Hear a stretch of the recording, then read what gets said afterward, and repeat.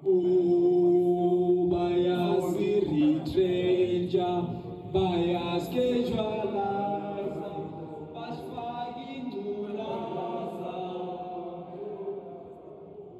know that only mainstream finance can fund the estimated $100 trillion of investment needed over the course of the next 3 decades for a clean energy future.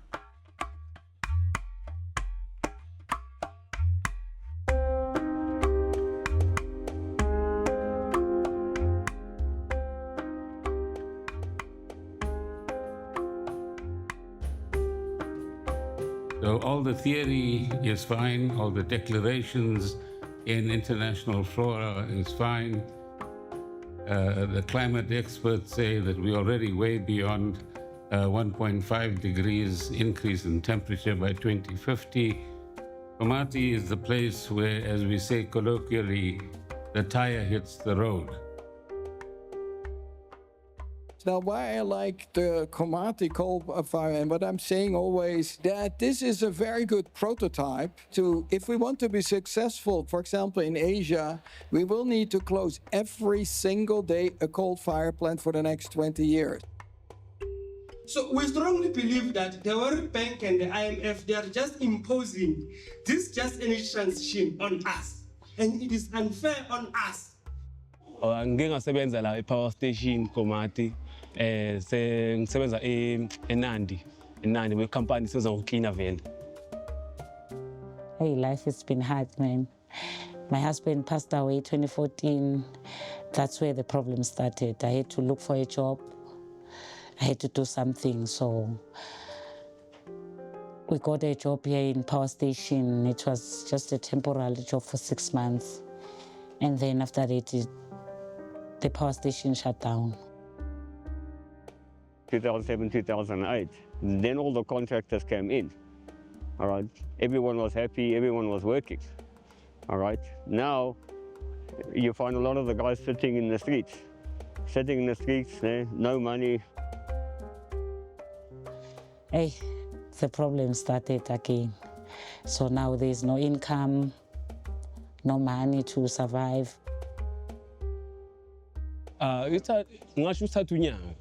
Yeah, ithatha unyaka because azangivala ukuthi vele ivala insika usasebenzi vele sidala. Bekusebenza ebekhona amakhampani amanye asebenzayo sisibashele lokho but bengasaproduce ilali. I mean, we went to school for that thing. They taught us. Now there's no job for it. We are just sitting with the certificates, all the skills they gave us. With the transition that's meant to be taking place with solar panels and everything like that, since they've mentioned that they're going to change it to solar and wind and everything like that, there's still nothing happening. Our stance is that we are not happy that this just energy transition is being imposed on a developing country, which is ourselves, South Africa, and we think that is very much unfair. Of which we know very well that the conditions that are set for the government in acquiring those loans, some of them are very, very stringent in a way that it will be very difficult to even repay them, and we'll be dependent on those countries for a very long time. Did the government ask for our views? No. They never said. Most people that are going to be affected here are those people in Mpumalanga and other provinces. So therefore, before we sign, before we adopt this, let's go engage them to say, comrades, we have a problem of climate change. How can we mitigate around this thing? A decision was taken on our behalf. Like now, people are forced to relocate to other places. Now we're talking about money. Once you start relocating from where you are staying to another place.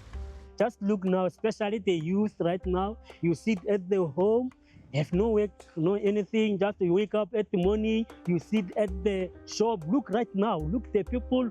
Look others say you come here to sell the fruits, peanuts, orange to survive yourself. Once you deal with future generations, you are just being brutal and inhuman in your approach. It's just an imperialist agenda to come and undermine our economy. will you ensure continued livelihood? Are there alternative sources of livelihood, be it agriculture, be it alternative economic opportunities to keep the town running and not becoming a ghost town? It's a ghost town. They told you the truth. It is. Till when? Because I have a house here. I must fight for my rights. I pay bills here. But what is most important, comrades, because we are members of the community before we are workers. We are for clean energy, but it should be in a pace and manner that is suitable for the country, that is affordable for the country. I think there's a general acceptance that energy security is important to bolster economic activity, and there's a clear understanding that South Africa needs to transition in a very careful manner. So the delays in terms of shutting the power stations, as an example, are understood within that context, as long as the targets for 2030 are not shifted. They themselves did not have a plan as to how they're going to deal with the results and the employees and all these problems that we are faced with as a country. We're very stringent on social protection measures, and if we're going to transition, the cost of transitioning must be hard to ensure that nobody is left behind.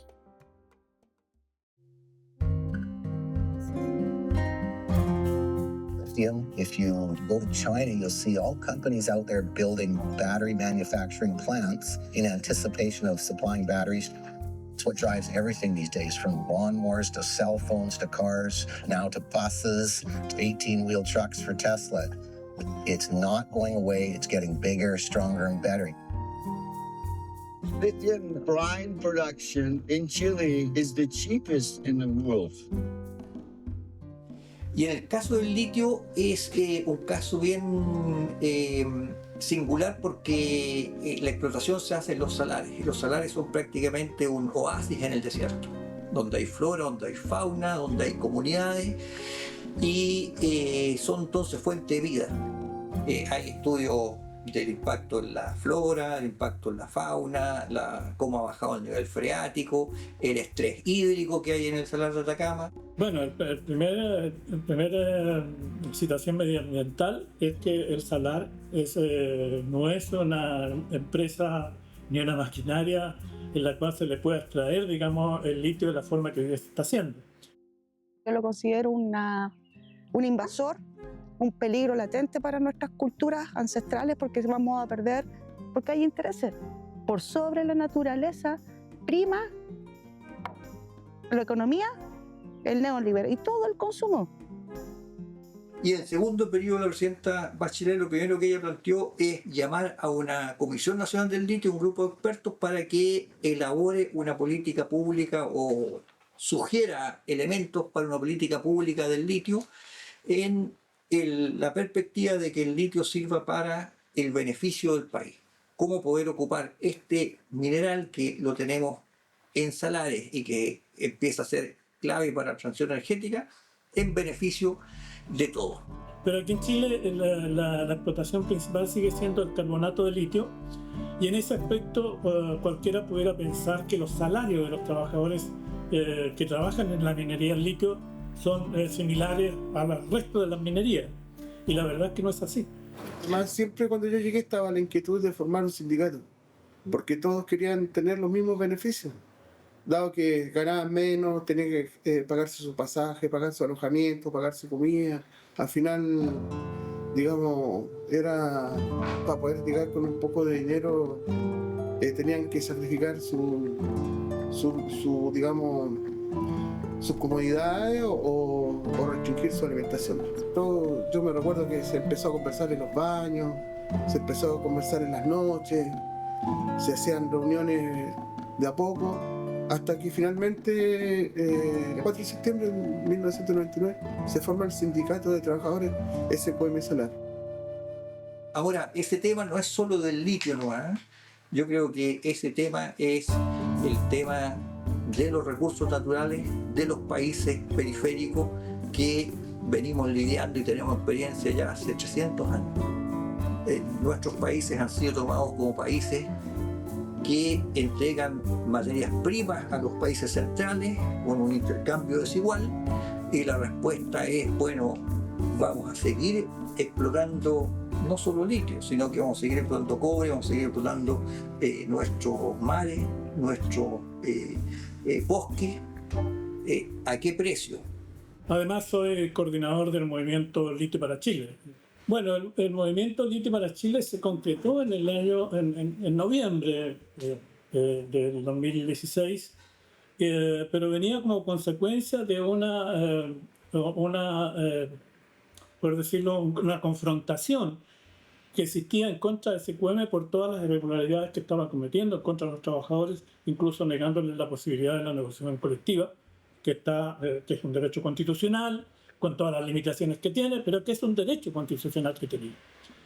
Quería seguir explorando litio, o si se piensa explorar nuevos salares, había que hacer un diseño de política nacional.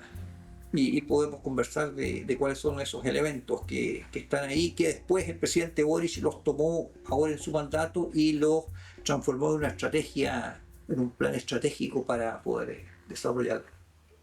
Vino para acá, se reunió con nosotros y toda la cuestión, pero no nos dijo que venía la Estrategia Nacional del Litio. Después, sorpresa. ¿Cuál es el problema? El problema es que acá, entre el acuerdo, no está presente ni las comunidades, la comunidad atacameña, ni mucho menos los trabajadores. Así que, en síntesis, fue un acuerdo empresarial. Porque te junto con que los trabajadores no fueron considerados, tampoco las organizaciones originarias fueron consultadas o fueron, digamos, primero conversadas, ¿no? Sino que sencillamente se llegó después con el acuerdo, con todas las cosas que se estaban generando. Y eso obviamente yo creo que tiene que ser un procedimiento que tiene que cambiar, y es lo que dice que están tratando de cambiar con las comunidades y los pueblos originarios. La diferencia la tiene que hacer el Estado chileno en términos de resguardar efectivamente que no se destruya algo que beneficia al bien común del país. O sea, primero tiene que estar el bien común y después ver la situación de la rentabilidad.